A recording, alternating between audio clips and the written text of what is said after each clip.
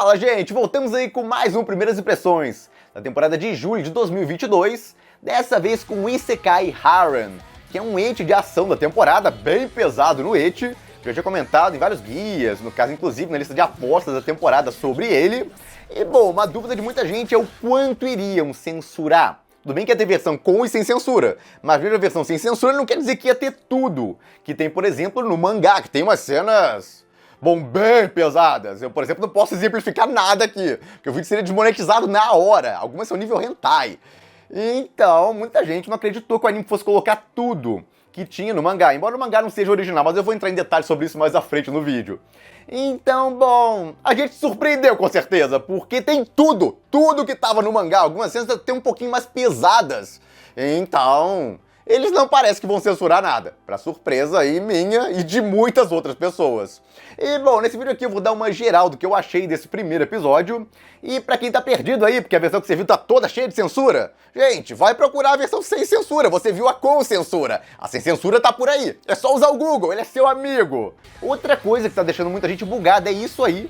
No caso, apareceu um bando das escravas aí do protagonista na opening, só que ele vai demorar um século pra conseguir elas no original, então eles teriam que rushar muito, só que não estão rushando tanto nesse começo da história. Então o que tá acontecendo? Eu vou comentar sobre isso também. Como sempre, quem puder, apoie o canal, vire membro. Você quer vídeos extras toda semana, tem mais de 500 acumulados e o mais importante, você vai estar apoiando mais aí no meu trabalho. Então quem já é membro, muito obrigado.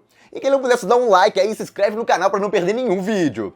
E bom, gente, começou o Isekai Harem, que deve ser o ecchi mais pesado aí da temporada. E o primeiro episódio já deixa bem claro o porquê. Só as cenas de pensamentos do protagonista. Tinha umas ali que, nossa! E bom, não posso falar uma das mais pesadas aqui, que óbvio que é o exemplo perfeito para demonstrar o quão pesado eles podem ir. Mas quem for membro, por exemplo, eu comentei lá no Discord, quando a gente estava discutindo sobre isso, eu mostrei lá a cena que me surpreendeu. No caso que eu não pensei que eles iriam mostrar, ou iriam mostrar de forma mais censurada, em comparação ao mangá, por exemplo. Então eu vou deixar o link para conversa na descrição do vídeo. E bom, gente, esse primeiro episódio começa basicamente naquela introdução que era esperado, é o começo da história. O protagonista vai para esse mundo de realidade virtual, só que ele acaba preso dentro dele. Por quê? Como? Não tem explicação. Aconteceu e pronto. Eu não gosto muito disso, já vai lhe dizer. Vários autores estão preguiçosos pra caramba e usando esse método aí. Ah, ele ficou preso nesse mundo aí de jogo e quero nem saber, não vou explicar nada. Ele ficou preso e pronto. Então tem várias histórias que estão seguindo esse modelo. Eu prefiro que dê uma explicação, pode ser básica, pode ser simples, mas não joga aquele negócio na minha cara assim, ah, o cara, no caso, parece que morreu de trabalhar, eu desmaiei um dia e apareci no mundo de fantasia. Então, estão começando a ficar bem preguiçosos a maioria dos autores. No caso, quanto a desculpa que levou a pessoa pra dentro do mundo do jogo ou do mundo de fantasia. Aconteceu e pronto, é basicamente o que eles querem falar. E essa aí é só mais um exemplo. Então o protagonista clicou lá no negócio de um jogo, aí até perguntava que a escolha dele era final e tal, depois que ele, no caso, aceitasse, ele não poderia voltar, etc. Ele deu um sim lá e foi parar nesse mundo. Aí ele achou, pô, então se eu tô preso aqui, então não é mundo do jogo mesmo. É, na verdade, um mundo de fantasia. Só que ele vê tudo como se fosse um negócio de um jogo. Tem sistema de skills e tal, as pessoas têm cartões. É meio que o sistema de um jogo ali dentro. Só que ele não pode sair. Inclusive, alguns devem ter lembrado de Sword Art Online, quando ele começa a ficar desesperado lá porque não tem um botão pra sair de lá. Aí ele lembra até que, no caso, aparecia o aviso lá que depois que ele entrasse, ele não poderia sair. Mas, de novo, explicação zero quanto a isso. E, bom, ele chegando lá, tem um item bônus que ele tem direito quando ele entrou no jogo, que é essa espada aí, que é bem forte. Ela multiplica o poder de ataque dele, tem um anel também, então ele ganha uns brindes ali. Nenhum deles deixa ele overpower, isso que eu acho interessante nessa obra.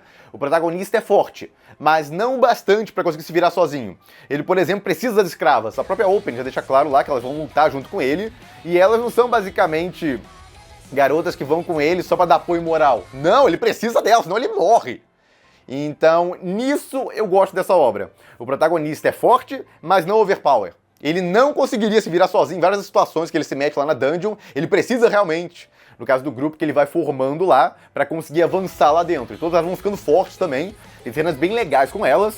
O maior problema de várias obras isekais é que o protagonista fica tão, no caso, semideus, que as heroínas mesmo são quase irrelevantes. Então aqui não tem isso. O protagonista é forte, tem várias vantagens ali, mas nenhuma delas deixa ele overpower a ponto de, no caso, poder zerar o jogo sozinho, ou no caso, entrar na dungeon lá e sair passando por todos os andares. Não, ele é bem limitado, na verdade, no que ele pode fazer solo. Então esse aspecto é bacana. Eu gostei também do fato da opening ter focado bastante em luta. Embora tenha muito hate nessa obra, e o primeiro episódio não tenha economizado nem um pouco nisso, eles não focaram nesse aspecto na opening. Ao invés disso, se focaram mais no cotidiano que eles vão ter e tal, e bastante nos combates que vão acontecer dentro da dungeon.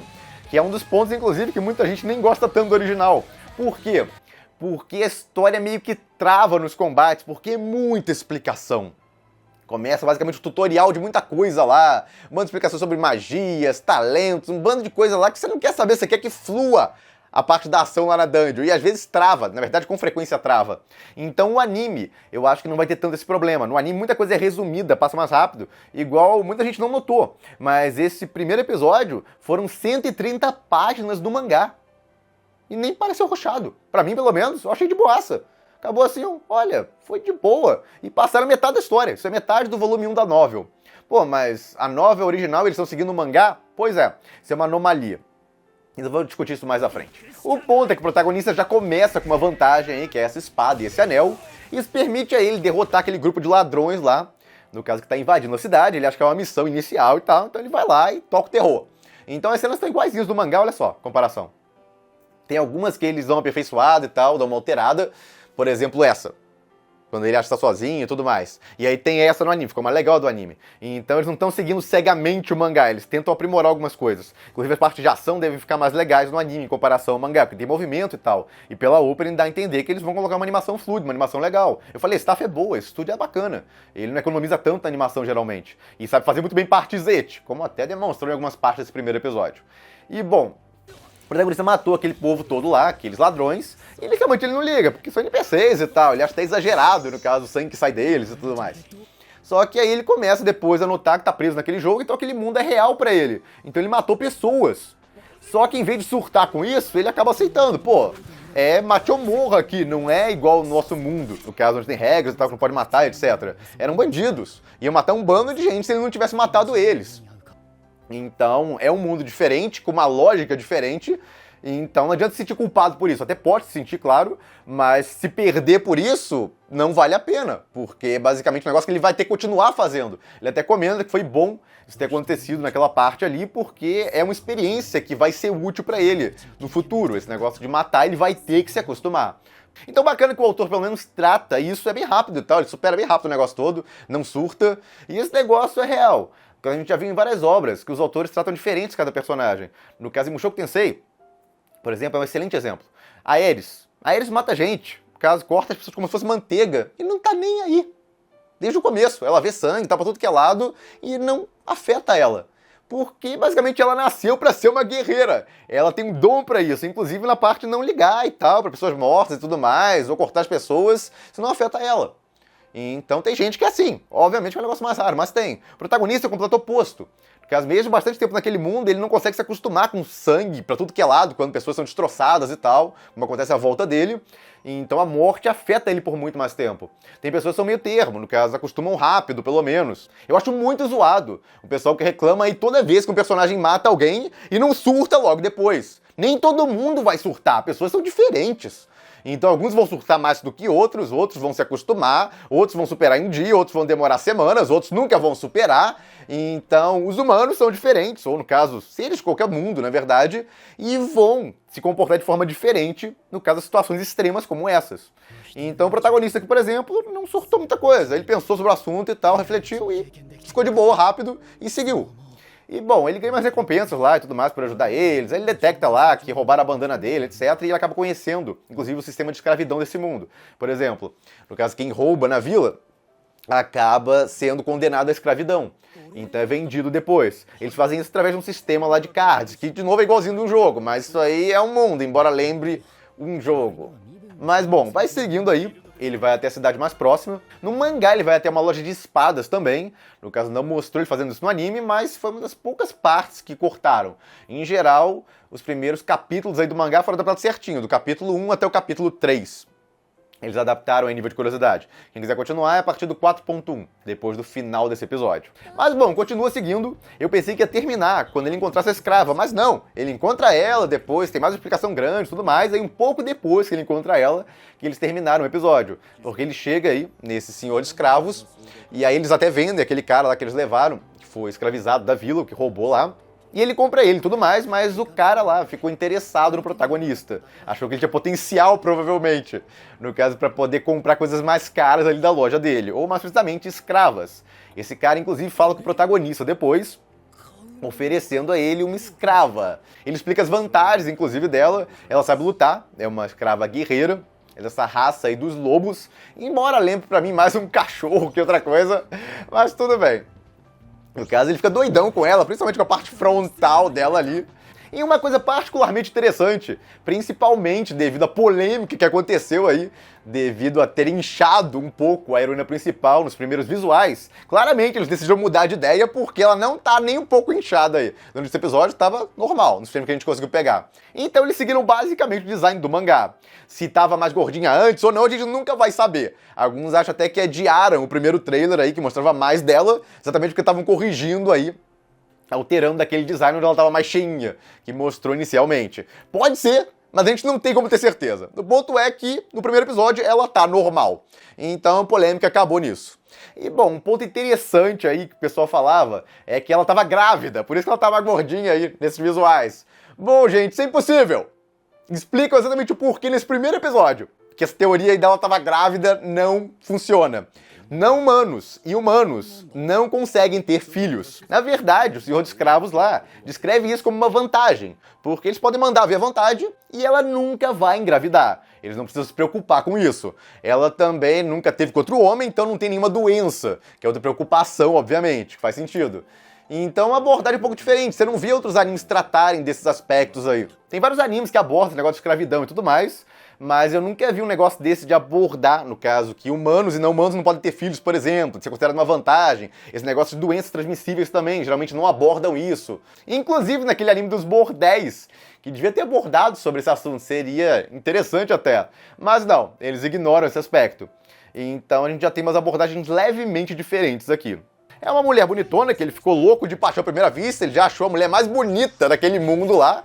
Ele chegou, ela é boa de briga, ela consentiu pra ter relações aí com quem comprar ela, então não tem nem aquele negócio, não, vou obrigar ela a fazer alguma coisa, não, o protagonista não precisa nem se preocupar com isso, ela consentiu com a coisa toda. Só que ele pensa num negócio muito lógico, se ele não comprar, outra pessoa vai, e pode ser uma pessoa horrível. O interessante é que realmente ele pensou um pouco sobre a coisa toda. Não é um negócio, escravos e tal, quero ter um e pronto. Não, teve toda uma reflexão em cima disso que ele fez. Ele não é mega certinho, mas ele não é uma daquelas pessoas que não liga pra nada também. Ele é um meio termo, eu diria. Ele fica tentado, mas ele reflete, no caso, um pouco de moral em cima da coisa toda também. Até porque ele veio da Terra. Tem uma moral totalmente diferente daquele mundo lá, onde provavelmente as pessoas não ligam pra isso.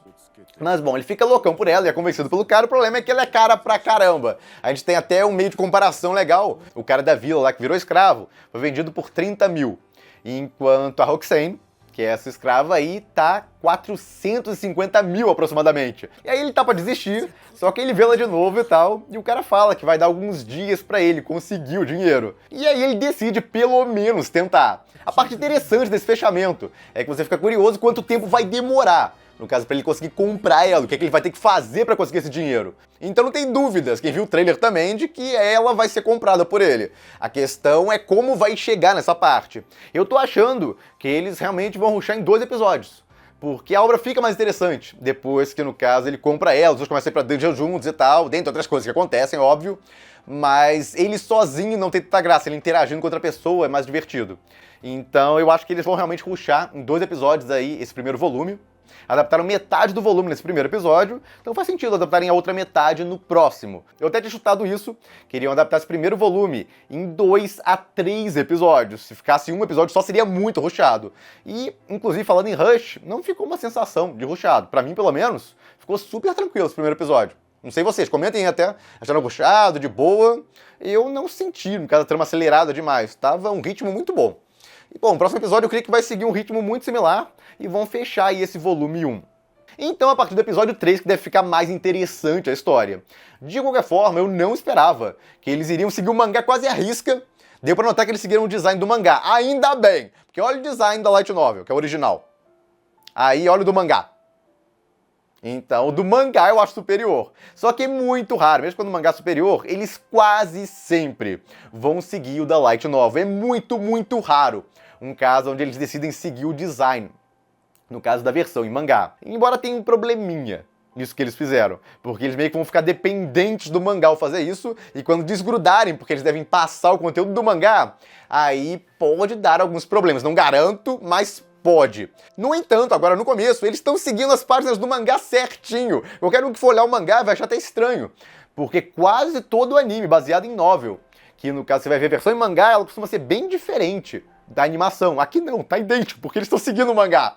Inclusive as cenas ecchi, que o pessoal não acreditou. Queriam colocar as mesmas cenas que tem no mangá, por exemplo. Na novel, o protagonista fantasia algumas coisas e tal, mas você não vê com quem ele tá fantasiando, como é a garota e tal, como é a fantasia dele e tal, quando ele, por exemplo, caso pense em mulheres de bordel. Se seguissem a novel, ele provavelmente só teria pensado bordel, feito uma cara bem pervertida e tal, mas é isso. Mas o mangaka foi mais criativo lá e botou um bando de cenas lá da imaginação dele. E o anime foi e seguiu exatamente aquilo. E bom, teve várias outras cenas aí geradas pelo pensamento do protagonista. Obviamente não posso mostrar nenhuma delas aqui, mas o ponto é que eles não cortaram nada.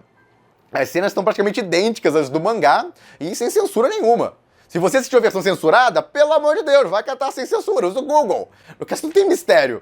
O negócio é que o site oficial aí que tá transmitindo no Brasil esse anime pegou a versão censurada. Por quê? Eu não tenho a mínima ideia. Coisa de doidos pra mim. Porque você pega o anime lá, que é um ecchi pesado, todo mundo sabe que é um ecchi pesado, e aí você pega a versão toda censurada dele. É basicamente implorar pro pessoal reclamar depois. Nem, no caso, discute sobre isso. O negócio não faz sentido pra mim. E, bom, a opening, ela me chamou muita atenção, porque aparece todas as escravas aí que o protagonista vai ter ao longo de 12 volumes da novel. Mesmo que eles sigam, porque nesse ritmo aí, usando uns 2 episódios por volume, daria pra adaptar no máximo 6 novels, não 12. Essa elfa aí é só no volume 11 e 12, tá longe pra caramba! Então, como ela tá aparecendo aí, não dá pra entender o que eles vão fazer. Será que vão por um caminho original a partir de determinado ponto? Porque o mangá só adaptou aí 4 volumes do material original. O anime vai mais longe, seguir esse ritmo aí, o anime vai passar o mangá. Só que ele tá seguindo o mangá. Então, quando ele passar o mangá, ele vai ter que se virar sozinho. Acabou esse negócio de, no caso, ficar usando o mangá de base. E aí ele pode começar a tentar fazer um negócio meio original. O mangá segue o original um pouco mais à risca. Então, talvez o planejamento do anime seja, a partir de determinado ponto, começar a ir por um caminho meio original. E aí, no caso, adiantar várias garotas lá que demorariam muito mais pra aparecer, se seguissem, no caso, a ordem da história à risca. É uma dúvida que fica. Então, é um negócio que não parece viável. Alguns estão apostando de que eles não vão tão rápido, vão adaptar só uns 6 volumes, só que aí vão lançar as OVAs. Lembra que eles anunciaram 2 OVAs? Então, se eles não vão censurar nada no anime, vai mostrar tudo o que mostrou no mangá, por exemplo, as OVAs não tem porquê, no caso, guardar cenas pesadas para as OVAs, vai estar tudo no anime. Então, as OVAs seriam para, no caso, mostrar mais à frente na história, quando já vai ter todas essas escravas aí. Só que aí você coloca na opening já isso? A opening realmente tá bugando o cérebro legal, porque dá a impressão de que vai ser ultra rushado. Só que aí você começa a assistir o anime e não tá nada rushado. Tipo, tá rapidinho e tal, mas nada que incomode e tal, parece muito acelerada a narrativa. Então fica a dúvida, o que exatamente eles vão fazer? Eles vão rushar a partir de determinado ponto, eles vão por um caminho meio original, onde vai acelerar a vinda das outras escravas. Então fica um negócio aí muito confuso, essa opening. Outra coisa que me surpreendeu é eles não usarem muitas cenas ecchi na opening. No caso, focaram mais na ação, o que eu achei legal até. No caso, demonstra que eles devem dar a devida atenção às partes de ação e tentar fazer de forma fluida. Não vai ter certeza até, caso a gente vê mais cenas aí, porque na opening tá bonita é uma coisa. No caso, no anime é outra. Então a gente já viu animes que tem openings lindas, mas a animação do anime em si é nada demais. Então a gente vai ter que esperar pra ver se eles vão realmente investir na animação das lutas dentro do anime ou não. No próximo episódio, inclusive, já vai dar pra ter uma noção breve sobre isso. Então aguardemos. E é isso, gente. Fico por aqui. Se gostaram do vídeo, deem um like, compartilhem. Se inscreva no canal que não se inscreveu ainda. Apoie o canal quem puder. Vire membro. E eu vejo vocês no próximo vídeo.